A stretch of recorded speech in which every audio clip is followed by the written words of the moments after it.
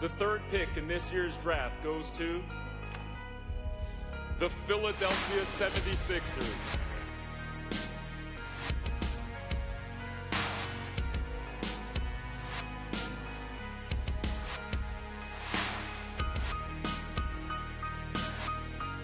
Starting out a little late this week. Hello, everybody, and welcome into the Sports on Broadcast episode 42, brought to you by SE Radio and Sporting Edge. I'm joined this week by Elijah. Elijah, how's it going this week? It's going pretty good. Fighting through a little bit of a sore throat right now, but I think we'll make it through. I hear you. Everybody's sick. That's why we missed the show last week, because I was out. And Joe's out this week, so I appreciate you filling in. Absolutely. All right, before we get into the show, let's tell everybody how you can get in touch with us. You can comment on our live feed via Facebook, YouTube, Periscope, Twitter, your favorite app. Doesn't matter. Just comment. You can also tweet the show at SportingEdge1, and we'll go through those as the show goes on. And you can also call or text 267-404-MYSE, and we will dial you up and get your opinion on the show. There's a lot that happened this week. We'll start off with the processing Philadelphia 76ers. The NBA draft lottery was last night. The Sixers wind up with the third pick. What should they do with it? If you're asking me, I think they have to take Josh Jackson. He's the best two-way player in the draft right now. And while it's possible that Fultz slips 2-3, I just don't think it's going to happen.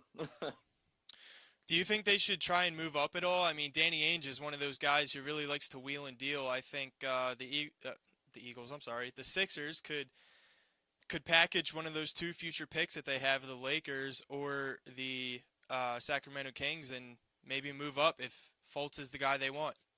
Right. I mean, honestly, the only way I think they should move up, if they do at all, is if it gets rid of Jahlil Okafor. And I know that might not be a super popular opinion, but he could thrive in Boston. It might be a good situation for him.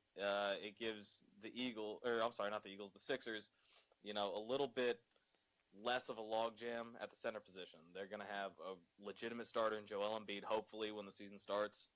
And then after that, they could have Tiago Splitter coming off the bench, which is what he did in San Antonio when Brett Brown was there, I believe. Ultimately, if it gets rid of Jahlil Okafor, yes, they should trade up to number one. Let's entertain the idea of jumping into Lonzo Ball falling to number 3. Would you do it? No, absolutely not. Why not? Well, to me, more or less, I feel like him and his father are a little bit too much. If it was just Lonzo, I might not have a problem with it at all. But since good old LeVar might be coming with him, or, will be coming with him, I don't think that's any sort of issue that the Sixers want to deal with, especially as a rebuilding team. His dad would absolutely hate if he went to the East Coast. Oh, absolutely. He'd be furious. But you know what? I think ultimately, too, I don't think this is a good spot for Lonzo, at least fit-wise. I think he does have some work to be done, but then all of a sudden if he comes to the Sixers, who has the ball in their hands? Is it Ben Simmons or is it Lonzo Ball?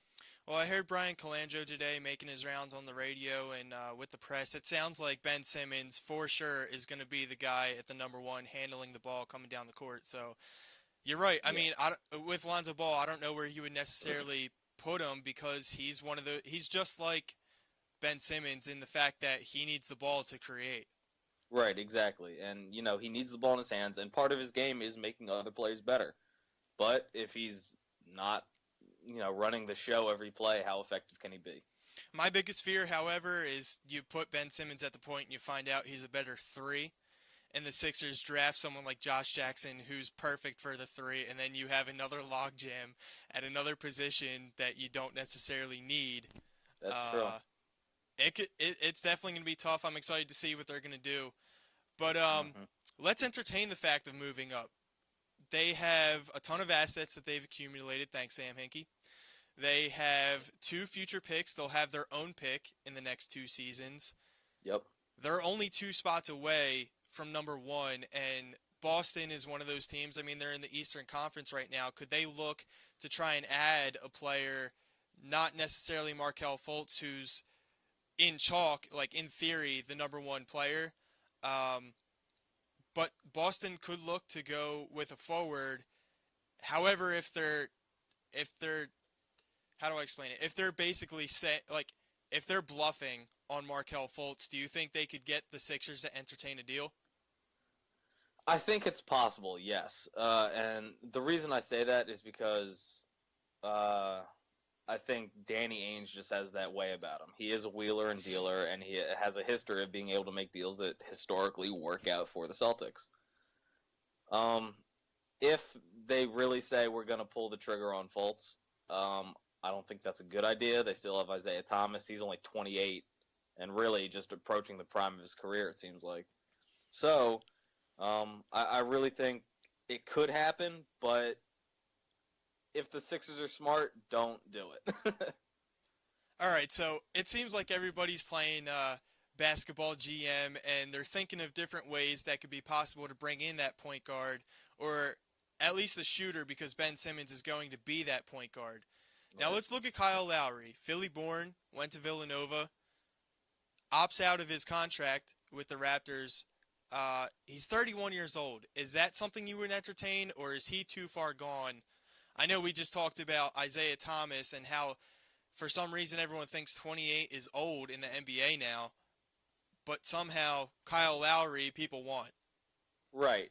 And I think a little bit of it is size. Kyle Lowry is more like a stocky point guard than Isaiah Thomas is, who is only 5'9" and lean.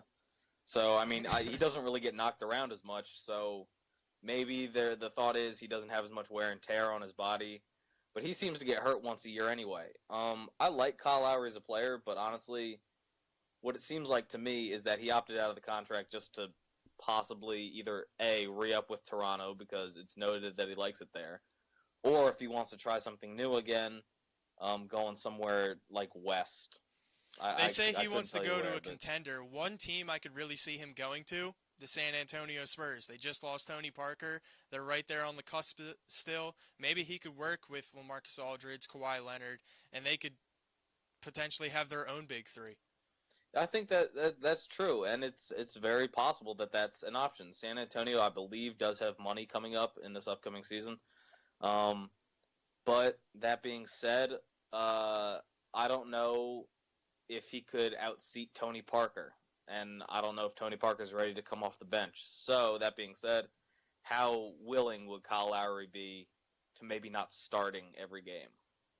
That's what I'm wondering. Yep. No, I hear you with that.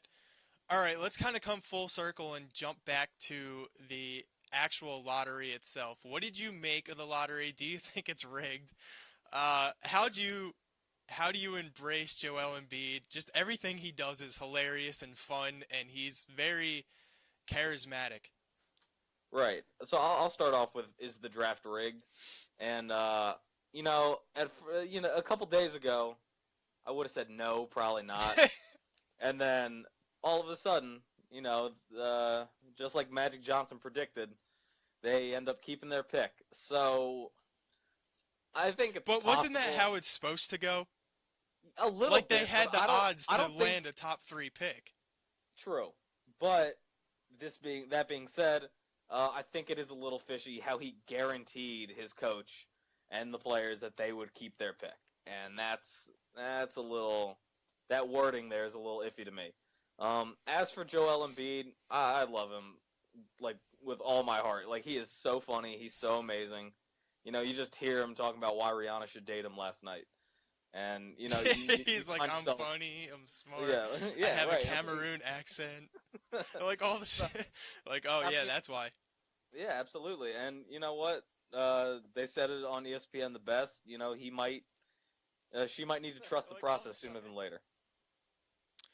I hear you on that. The one thing that was kind of odd to me is, you know how like before the ping pong balls were picked, they're talking about, or they interview certain players. So they interview Joel Embiid, and he said, hopefully we can get hopefully we can get 2 picks or move into the top. I forget or land the number 1 pick. I forget exactly what he said, but as soon as he said that, Magic Johnson was like, yeah, that's not going to happen. Almost like they knew what the results were, and Well, I'm sure they do, but they just can't. They steal their phones and stuff. But like at that point, I feel like he was kind of playing into it, but knowing. But then once you see the reaction of them getting the three, I don't yeah, know. It just changes the whole thing, and it definitely makes you right. think the way they go about this. I mean, L.A. the second pick 3 years in a row when they're bad, a top market in the NBA. You gotta wonder, and you know what? This is one of the more legitimate, I think, sports conspiracies that is out there currently. Certainly. Let's jump into some new headlines with another team, the Philadelphia Eagles. They had a lot of rumors swirling around them this week. It started with Brandon Graham and the rumors that he wanted to re-up on a contract. However, he denied those allegations. He was not at the voluntary practices, was visiting the family back in Michigan. But then it turns out he comes back, he's full bore, ready to go, never had an issue with his contract. Do you think the media was trying to pull a story in what was kind of a down week, or do you think there were legs behind it? What are your thoughts on Um, that?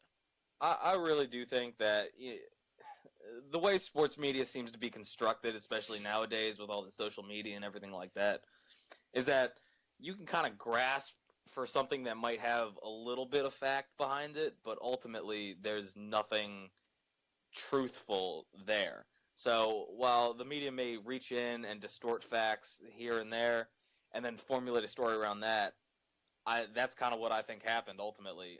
They might have heard a rumbling where someone might have said, "Oh, Brandon Graham wants, a few more years, and he really wants to stay in Philadelphia." And then all of a sudden, that turned into he's unhappy with his contract. He wants to re-up. He's going to skip workouts for this. And, and truthfully, he said it himself. It's fake news. Like it really didn't have. I think it was blown way out of proportion, truthfully. And I think Brandon Graham is happy to be here, and his production shows it, and I think he shows it by showing up again and saying, no, there's no issue. I think he, coming out and saying that really convinced me that there's no issue between him and the team in the slightest. The reason I thought the story was believable is because of the way his contract was structured.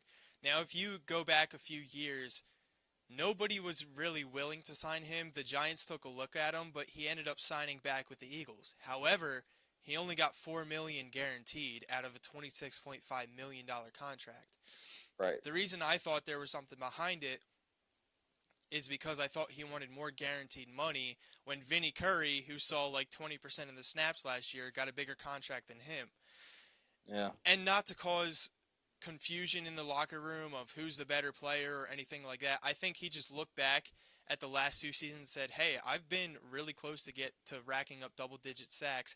I know he only landed 5.5 last year, and no, that's not good enough. But he was one of those players who put constant pressure on the quarterback, and then he looks to the guy next to him in the locker room who's only playing as a rotational player, making twice the guaranteed money that he did. So that's why I Right. thought it was believable. On the other hand, there was part of me that said, I don't know if Brandon Graham is one of those players to kind of lash out. He's one of those guys who's really good with the media. Yeah. He's one of those guys who can be found on Twitter and social media, and willing to come forth when the team is not playing up to its standards. So that part of me said, I don't know, maybe there's something there. But on the other hand, Brandon Graham as a player, he seems like one of those guys that's just always jolly and ready to go out and do work. Right, exactly. And I think that really is kind of what he's about. And, while you are right, Vinny Curry is a rotational player, and it seems like that's what he'll be at best. I don't think Brandon Graham's one to lash out and say, hey, give me a new contract, otherwise I'm not playing. I think he's also a smart player in the fact he knows that they're up against the cap this year. So he's Yeah. going to go out, play his ass off, and try and earn that new contract. If he comes up with 9.5 sacks this year, everyone's going to look at him and say, hey, you got to pay this guy. Right. But right now, I think he just realizes what the situation is. Yeah, exactly. And I think one of the things about him is, if he plays really well again this year, like he did last year, he was rated one of the best defensive ends in the NFL last year. But if he plays well, he's going to earn those incentives, and guess what? That's more money in his pocket. And I think he wants to go out and not only earn himself a new contract, but earn himself the incentives that are currently pushing him forward. Absolutely. Let's look at the other headline coming from the Eagles today. Thanks for giving the Sixers, like all but 10 hours to bask in their glory of being the headline for Philadelphia media, and then they drop this bomb on them. The bomb would be LeGarrette Blount signs a 1-year 2.8 million dollar deal. That would be record breaking. A 1-year $2.8 million deal. He is going to be the feature back for the Philadelphia Eagles. Yeah, and I really like this move. It gives them a little bit of a four-way thunder and lightning combo where it's Blount and Smallwood who are capable of running the ball up the middle and having explosive plays running up the middle. And then on the counter side, you got Sproles and Pumphrey. So I think this is a great move, especially now. I think they have a red zone threat too. So not only do they have this like thunder and lightning combo where they can throw you a fastball and throw you a changeup, but then all of a sudden, you got a 250-pound man behind what's turned into kind of like a mauler line. Mm-hmm. Bigger, stronger guys over the quicker guys that Chip Kelly valued on the offensive line. So, behind all those big boys, you got a big man running, and I think he's going to score a ton of touchdowns for the Eagles this year. Blount comes off a career year playing in all 16 games, 299 carries, 1,100 yards, average just under 4 yards per carry, which is kind of like the benchmark each running back tries to hit. However, 18 touchdowns. Now you look at the team that he was on. Yeah, it was New England. But that's the fact. Like, this is the two takeaways I have from signing LeGarrette Blount today. Number one, Ryan Matthews will no longer be on the roster as soon as he's healthy. It's guaranteed that he's cut. They're not going to carry 5 running backs into training camp. He's going to be out of here. Number two, I think the signing of LeGarrette Blount in itself makes the Eagles one game better on the schedule for the fact that he's going to be able to pick up those third down conversions throughout the season. He's going to be able to punch it in from the red zone, and late in a game, you hand it to him 4 or 5 times in a row, and you wind down the clock, and there's your solution, where the Eagles didn't have that last year. So those are just kind of my thoughts on Blount. I think, if he can get over 1,000 yards again and get 12 touchdowns, it's going to be great. The only problem is I think he's going to have to take a cutback on the touches for the fact that you have to get Sproles in there. You're going to have to give Wendell Smallwood a chance. You're going to have to figure out if Donnell Pumphrey is going to be the replacement for Darren Sproles, so he's going to need touches as well. Right. And, I do want to say, back to your third down comment. Last year, the Eagles didn't really have anyone that could convert on 3rd and 3 or 3rd and 2. And now this gives their offense, a whole nother dimension in it because now they're not passing on every third down of the game. Yeah, absolutely. One more thing I wanted to point out with LeGarrette Blount before we move on to the Philadelphia Phillies, and we also have a special guest calling in shortly. LeGarrette Blount, I got a stat for you. So Blount is the first running back to lead the league in rushing touchdowns and then leave his team the following season. Can you guess who the other person is? How about DeMarco Murray in 2014? How'd that work out for the Eagles? Oh, damn. Yeah, so just keep that in mind. Hopefully he can keep the production up, but we've seen it before. However, I think DeMarco Murray was more of a scheme fit. I mean, he bounced back last year. You see that Chip Kelly just didn't use him correctly. Absolutely. Yeah, I mean, it's a quality running back situation, and, DeMarco was not used to running from the shotgun, and tried to force him to do that, and it didn't work out. All right, guys, we're going to take a break before we jump into the Phillies. On the other side, we're going to have Joe, who's missing the show today, call in. I think he's playing some hooky, in my opinion, because it's 90 degrees out. But we will see you guys shortly, and we'll be back in a minute.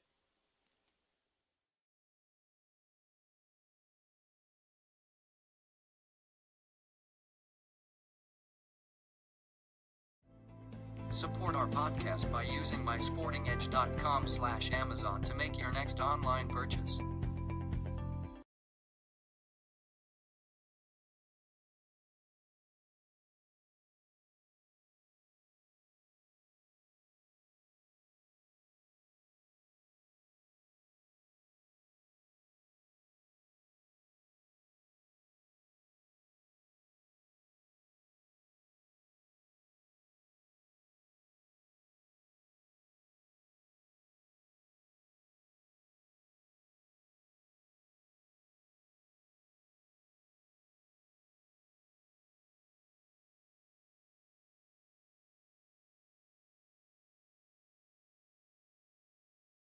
You're listening to SE Radio, brought to you by Sporting Edge, online at mysportingedge.com.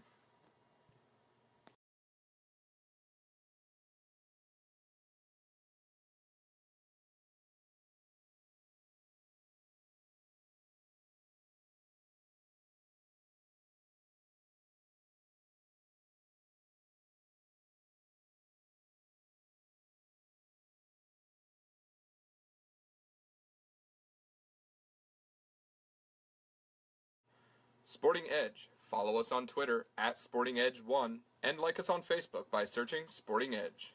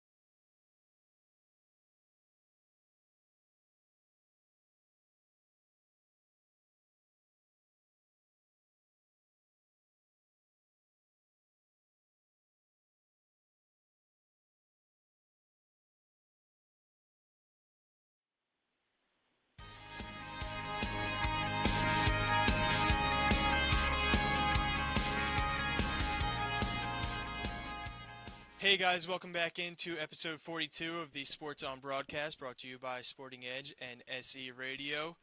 We are now going to go to the man, the one and only Joe Fabiani, my host. How you doing? Did you get some Robitussin? Nah, no Robitussin, man. Just hanging in there. Tea and relaxation. I hear you. So let's get your thoughts on what we've talked about so far, the NBA draft lottery, what you would do. Do you think they should trade up? Yada, yada, yada. Well, it's interesting. I really don't think that there's a bona fide number one in this draft. I think that there's a lot of talk about Fultz being the number one pick or maybe Ball. But I don't really think that there's a set in stone pick, and I think that the Celtics are definitely going to shop that pick around. I heard today with Brian Colangelo that even the Sixers had received an offer for the third pick. I wouldn't say that, there's definitely, it's going to go Fultz, Ball, and then we kind of fall into, the best available player at that point. But, I think they lucked out in having that swap, and Sam Hinkie really saved the day and deserved that banner that they raised up for him yesterday. What about Kyle Lowry? Do you think they should look into free agency? It's an interesting thought. I kind of feel like you have to see. I really don't know, if they need a point guard or if he can play the two. I'm not really sure. Everything you hear out of the Sixers camp is that they want Simmons to be the point guard. I'm not really sure if they can get a true point guard. How that would affect Ben Simmons' progression. It'll be interesting to see how they figure it out. I think they definitely need a shooter. If they're not able to get that at the number 3 pick, I think that they have to go out and sign a veteran guard, maybe a guy like J.J. Redick or a guy in Patty Mills. There's definitely some guys available, or maybe make a trade for a veteran shooter. They definitely need to go out there and get a shooter. One thing that's been in the news, and Elijah and I were talking about J.J. Redick just a little bit ago before we went on air. Is J.J. Redick too old, and what's going on with all these GMs thinking that a 28-year-old Isaiah Thomas not GMs, spokespeople for the NBA are saying that if Boston drafts Markelle Fultz, he's kind of the heir apparent to Isaiah Thomas, who's only 28 in his own right. Right. If they draft a guard, they're going to be very. They're going to have a lot of guards on that team. I think it'd be interesting. They're not going to play 3 guards. At least I wouldn't think they would. I don't really remember an NBA team playing that way. I think of three guards playing in the starting lineup. I think of Villanova, to be honest with you. So, I'm not really too sure that that's something that they would do. Yeah, I would say that 28 is definitely not old, especially for a guy who's really just come into his own. I think that most guys really play, at their highest level, I would say, until they're about 31, 32. So I wouldn't say that, he's at that point where he's going to start downward spiraling after, he had his breakout year this year. But it'll be interesting. I don't really think that, Fultz is a great fit there. I just think that he's maybe the best player available, and maybe that's why they would take him. But we'll see. I don't know if you're Boston how you could do that. I mean, I know people are going to say that it's going to be a good problem to have, but they said that the Sixers said that about having all those centers, and we saw how that worked out. Joe, working with you for about 2 years now, I love to put you on the spot. So here we go. You're sitting in as Brian Colangelo. Would you be making a call to Boston and try and move up for the number 1 pick? I would think that you have to at least do your job and see what it would take to get up to 1. If they really value Fultz that high and they don't think they'd be able to get a guy, at that caliber of player or that talent in the next 2 years with those other picks that they'll have, then, you definitely have to do your due diligence and go out there and see what you can get. I would think that, if you could do it for maybe, next year's draft pick and the Lakers pick and maybe a player, I would think you would do that. But, I would think that Boston's going to kind of hold that pick at ransom and really try to get, a boatload of picks or maybe even a superstar, maybe make a trade for a guy like Jimmy Butler. But if it was me, I would definitely inquire about it, but I don't think I'm pulling the trigger on that point because I don't know if it'll be worth it to really, I know people want the process to be over and they really want the Sixers to make that jump. But we still have to see all these guys on the court and healthy at the same time. So, I don't think I'm ready to make that move at this point, but I think you definitely have to inquire about it. No, it's definitely a great point. We're done with trusting in the process. We need to see the process bear the fruit of its labor and give back to the Philadelphia fans who have suffered for 4 straight years. Right. Yeah, I agree. It's definitely been tough, and not just for basketball, but all the sports all of the Philadelphia teams have been rebuilding, and the Sixers really seem to be the talk of the town at this point because they've really accumulated big name assets. So it's definitely something that people are ready to see how these guys pan out, but I think that staying at 3 and holding on to your assets in the Lakers pick and your Kings unprotected pick, that would be a better play just in case one of these other guys doesn't pan out. Joe, let's transition over to the Eagles. We were talking about Brandon Graham a little earlier and the rumors surrounding him. Let's get quick thoughts on that, and then we'll jump into LeGarrette Blount. Yeah, it was interesting conversation.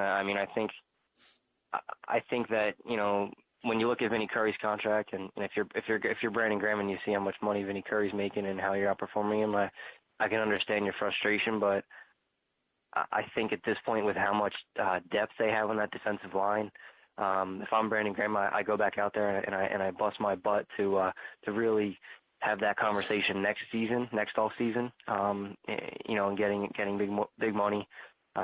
Just because there's so much depth on that line now that I think that, to sit out at this point, it really could get him behind the 8 ball.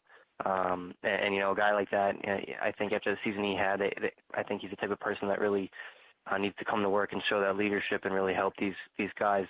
And I just think Brandon Graham's a team player. I don't really think he's the guy who's gonna hold out like that. But I would think that if he performs at the same level or even finishes with higher sack totals, I think that we'd be having a different conversation. I think that if he would have gotten double-digit sacks, that then you really could have made the case for him getting that contract. But at this point, I think that he did the right thing in showing up. And like I said, I think that if he performs at a high level again, this season, that he could come into more money next offseason. Yeah, that's something Elijah and I were basically echoing the same sentiment. The fact that he is a team player, he's one of those guys who just wants to come in and work. He could have looked at Vinny Curry just, and saying like, well, why did he get so much money if he's only playing 25% of the snaps? But I think he's more one of those players that's just going to put up, shut up, and show up and try and earn that contract because he knows the situation with the Eagles. Right, and I understand the business point of, well, this was your best season, and maybe that's the type, that's a time where you try to go out and get more money. But I think that where he's at in his career, I mean, he is getting older, but I think that waiting another year and performing at a high level again would really get him more money next offseason. Joe, let's get you out with your thoughts on LeGarrette Blount and the 1-year, $2.8 million signing the Eagles made this morning. Yeah, I mean, it's definitely a good depth signing. I think that was the type of back that they were missing. They really needed a guy who was going to be able to take over in the fourth quarter and kind of run the clock down and really help the Eagles with ball control towards the end of the game if they have a lead and they're trying to wind the clock down and get out of there with a win. He's coming off of a season where he had 18 touchdowns. I mean, he's an absolute beast in the goal line and in short yardage. And he's shown that he's able to carry a load if you need to rely on him for a game or two. And realistically, he doesn't have a lot of mileage on him. He only has 2 seasons out of his 7 with over 200 carries. So, I mean, he's on him. I know he's 30 years old, but when you look at the backfield at this point, you kind of have a guy in Wendell Smallwood who you're trying to groom. You got to see what he gives you, and then you have the 2 versatile backs in Sproles and Pumphrey. And I think that Blount would really complete this committee and really complete the offense at this point and make it absolutely terrifying for other defenses in the division and in the NFC. Well put. Certainly great stuff from you, as always. Looking forward to getting you back next week. Make sure you hit up that combo of Dayquil, NyQuil, and we'll see you next week. All right, boys. Take care. All right. See ya. Good stuff from Joe right there. Elijah, your just initial reaction on some of his thoughts? I agreed with pretty much most of them, especially the ones where, the Sixers shouldn't move up. But I agree with him that Smallwood is going to have to be groomed, and it looks like they're going to do that with him. But yeah, pretty much, I think me and him are going to be on the same page for quite some time with this. Yeah, I hear you. It's kind of funny because the way, like, Eagles fans used to be mad all the time, or just Philadelphia fans in general, really. But now that we've seen this transition of every single team retooling, there's definitely a more patient approach to every fan in the city, and we're just waiting for it to blossom into something. Right, and I'm gonna harken back to what I was watching on TV this morning. It was Colin Cowherd, I believe. He said that the Sixers are one of the most interesting bad teams in the NBA. Like, they're not without good, a doubt, but they're about to be. So you find yourself watching those games, being like, oh, maybe this is the one where so and so breaks out. But I could argue that that's every team in Philadelphia. The Eagles had their down year under Chip Kelly. The Phillies have been pretty bad for quite some time. We'll get to them in a second. Yeah, we're gonna get to them. The Flyers have had their struggles, and the Sixers, they've been the worst of all of them. They've been one of the worst teams in the NBA for 4 straight years now, which is pretty ridiculous. And granted, the Phillies have had 3 bad years now, but you can see the come up with all of these teams, and it's super exciting to watch just as a fan. Well, let's think about that and look at the Eagles specifically. 7-9 last year, yet they still get 5 primetime games in this upcoming season. However, even on top of that, they had Carson Wentz last year, so they were intriguing. Now they add 3 players in Torrey Smith, Alshon Jeffrey, and LeGarrette Blount for him to work with. Granted, they're 1-year deals, but they're still interesting as a team, and yet everyone thinks that they're just going to go 8-8 this season, but yet they're on prime time. They're playing primetime games left and right. Right, and I think that part of that, at least, is a product of, especially Carson Wentz saying, hey, guess what, guys? Like, I'm here. We're about to make noise. And so I think they're going to, at least the major networks, the ESPNs, the NBCs, they really want to get these teams in the door early now, it seems like. Last season, the NFL ratings fell. Yeah, good point. So what do? This might be a 2-year project to build the Eagles to a national powerhouse level in terms of when they're on TV, people watch. Yeah, hopefully the front office can build them into that powerhouse. Right, exactly. Instead of going, 7-9 last year, 8-8 this year, and then maybe 10-6 next year. We'll certainly see where it takes us. Let's jump into our final segment of the show. We have the Phillies on top, who a lot of people are probably going to tune out right now. They definitely are struggling. They're like 13-21 after starting pretty well. However, there are some really good storylines with this team, believe it or not. Let's start with Pete Mackanin getting an extension through 2018 and an option for 2019. I know between Joe and I said that Pete Mackanin just seems like a lame duck out there. However, I actually kind of like part of his managing style. There's certain things I don't like about it, but let's just get your initial reaction on Pete Mackanin as a manager himself. Is he a lame duck? So I'd like to hear your full lame duck thought, but before that happens, no, he's not a lame duck because the Phillies have shown notable improvement each and every year, and whether that's just talent being called up or whether that's Pete Mackanin doing work at the major league level, they've gotten better. And I think they see that. It wasn't like under Ryan Sandberg where they got, progressively worse, and that was with an aging team. So they blew it up. They have these really young, really good players now that are coming up, and all of a sudden, not Ryan Sandberg, but Mackanin has all these pieces that he can put in. He had Maikel Franco batting 6th the other day, and he would be a 4-hitter on almost any team in the majors, aside from the ones with like Giancarlo Stanton or Miguel Cabrera or anything like that. Yep. So, there's so much versatility and so much potential with what Pete Mackanin can do. I love that they signed him for possibly another 2 years. So my lame duck theory started when Ryan Sandberg was cut and Pete Mackanin was kind of thrown in there as an interim coach.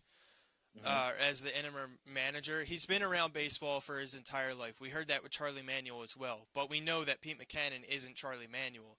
So my lame duck theory kind of started when he just took over as the interim. However, I think he's done some really good things. And you talk about the youth movement coming up. I think he's learning what the strengths are as they go along. And they've been awful the last 10 games. But to be honest, I think he's doing a great job with it. He's mixing around. He's trying to figure it out, and that's something he seems like a player's coach, and it's not like moving Maikel Franco to the 6th spot. He's like, oh, why am I doing this? Blah, blah, blah. Like everyone kind of goes along with what Pete puts out there. So my opinion has changed on him. However, there are a few things that kind of get my ears up, I guess you could say.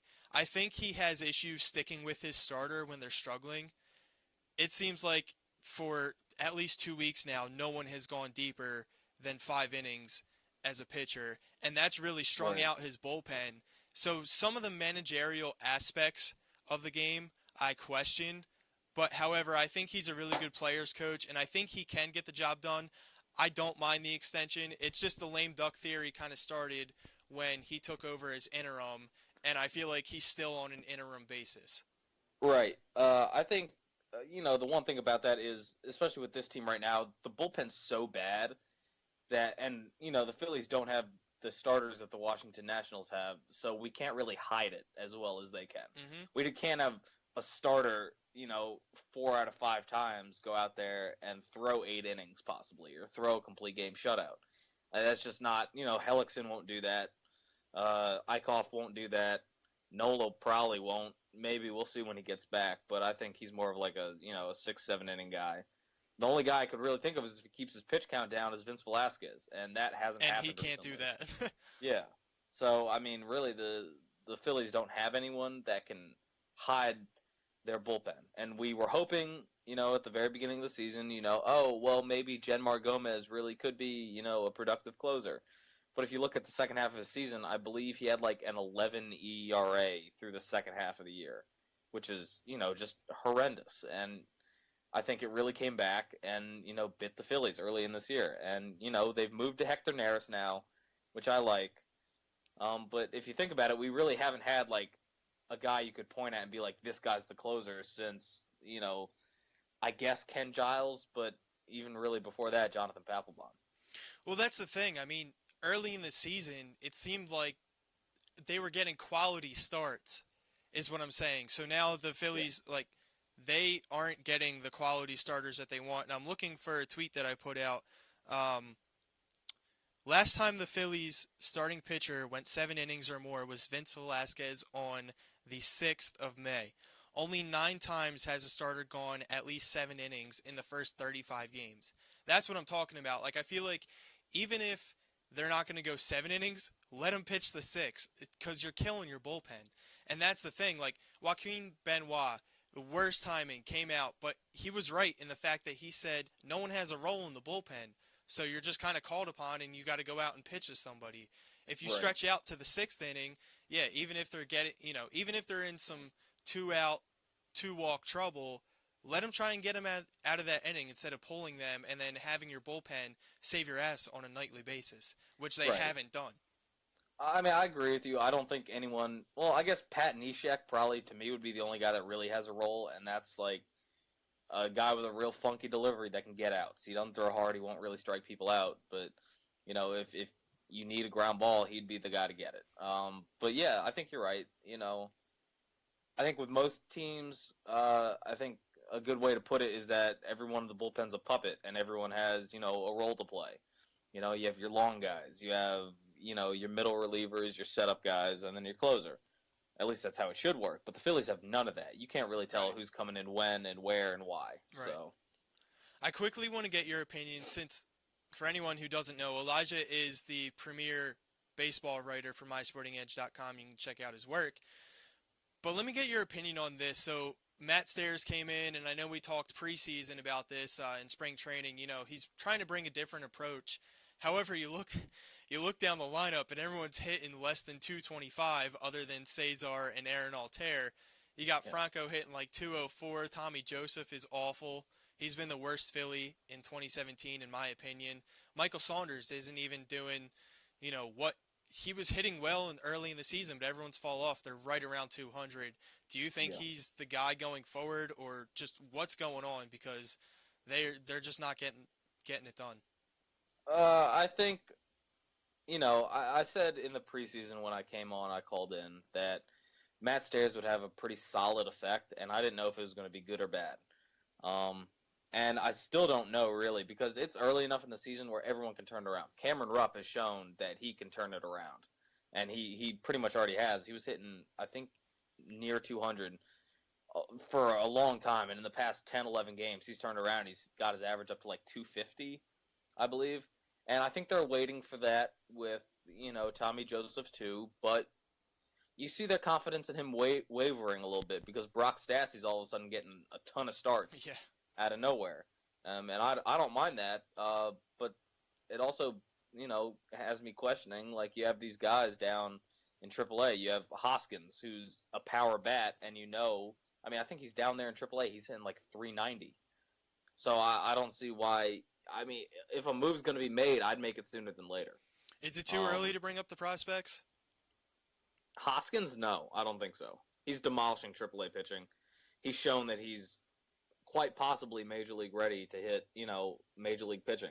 And he could play subpar defense, but if he comes up and he hits 25 home runs in the rest of this year, which is totally possible, I think, he might be the guy going forward. And I was talking to one of my friends the other day. I said, it kind of seems like a shame that Tommy Joseph's time in Philadelphia is limited. And he goes, what do you mean? He's like the starting first baseman. I said, well, you have, this guy, Rhys Hoskins, he's hitting 390. He's got 8 home runs. Not only that, Dylan Cousins, who's also a power bat, can play first base. So, I mean, if either one of them is coming up, well, guess what? He's gone. And Andrew Knapp, who's, shown that he can play a solid defensive first base, he's got a spot. You need a backup catcher too. Mm-hmm. So I do think Tommy Joseph's days are limited. I think there are actually quite a few people on this team whose days are limited with the Phillies, and in my opinion, it's just a matter of time. before they either get shipped off or sent down or whatever. This is supposed to be a positive segment somehow, but Well. again, we are talking about the Phillies, so it is what it is. Let's get to two positive. Let's end on a good note, and let's get to the final two headlines coming from the Phillies. Let's start with Aaron Nola, who rejoined the team in Texas and is slated to start with Pittsburgh. It'll be great to get him back. My question for you, though, is do you think they stick with a five-man rotation? Because I know, Zach Eflin came up. Do you think they'll go 5 or 6-man rotation just to kind of help out these younger guys? If you ask me, I think they need to get Nick Pivetta out of the pitching rotation as soon as possible. I don't think he's major league ready personally. I think more time in AAA would really help. Eflin has shown that he can be a major league starter, so I think he sticks around. More or less, the question after that is where does Nola fit in? He's going to start. I believe they said either Saturday or Sunday. Sunday, I believe.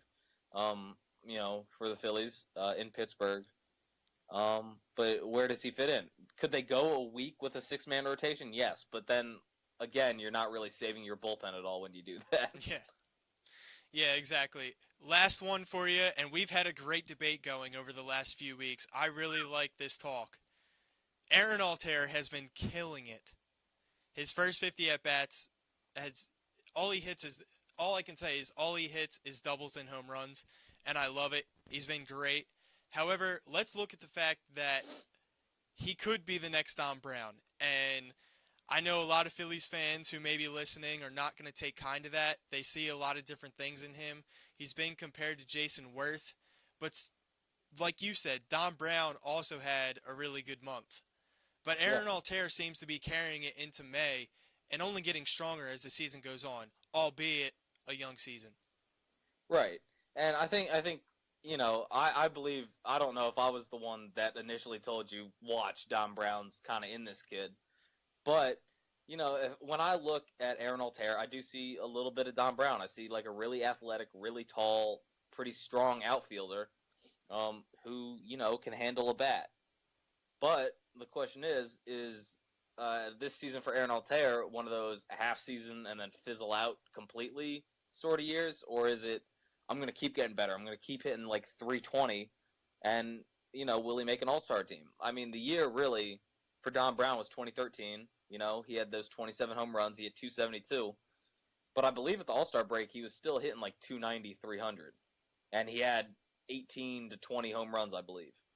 So, I mean, really, it's a game it's a game of ups and downs. And I don't know about Aaron Altherr.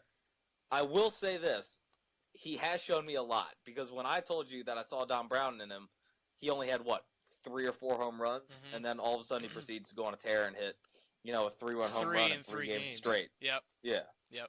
So, he proved me wrong. And if he keeps proving me wrong, I'm ecstatic. The one thing I do worry about is, again, towards the future, does this create a logjam in the outfield? You have Nick Williams. You have Carlos Tocci, who's only 21, I believe. You have all these, very good outfielders. Randolph that they drafted a few years ago. Yeah. Roman Quinn. Randolph, Herrera. Mickey Moniak, the number 1 overall pick from the Phillies.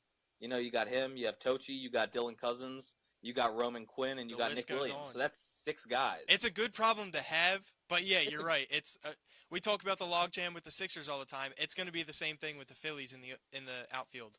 Oh, absolutely. And considering the fact now that you have, I think, 5 outfielders on the team, you got Saunders, Ty Kelly, Altherr, Odubel Herrera, Howie Kendrick. Even Stassi can play left field, I think, right? Stassi can play. Yeah, Stassi can play the outfield. So I mean, you really don't know. Like that's 11 outfielders that are major league ready or close to being major league ready. Yep. So while that is a very good problem to have, especially in baseball where the roster size is so big, and if someone goes down, you kind of need an immediate replacement. I don't know how many of them can stick around for too long. It's funny, though, because Dom Brown, all you heard about him is 5-tool player, and now you're starting to hear those mumblings about Aaron Altherr. He can do it all. He can steal. He can hit. He can, drive in RBIs. He can catch the ball, all that stuff. It definitely is a good comparison. Hopefully doesn't work out like Don Brown did, who was out of baseball. So Yeah, exactly. And you know, a lot of sports now is looking at the like advanced sabermetric statistics or whatever. But I mean, if you look at it, Aaron Altherr is on pace to get close to, if not a little higher, the offensive WAR or wins above replacement that Don Brown had in 2013. So it'll be interesting to see if he gets to that mark. And I would like to note that Altherr's defense is better than Don Brown's, so I think his overall WAR will be higher as well. all right, guys, that's going to wrap up this show. Thank you, everyone, for tuning in to episode 42. Elijah, thank you for joining me, and great job out of you. Joe, thanks for calling in. If you're still watching, he might be sleeping. Who knows? Don't forget, you can always find us at mysportingedge.com and on social media for the latest articles, news, and updates. If you ever miss a show, you can tune in by subscribing on iTunes, YouTube, SoundCloud. Again, just search for Sporting Edge and you'll find us. And feel free to hit us up on the SE Radio hotline by leaving a message during the week. Or again, call in during the show. We'd love to hear from you. That number is 267-404-MYSE. And we will see you next Wednesday at 8 o'clock for the next episode.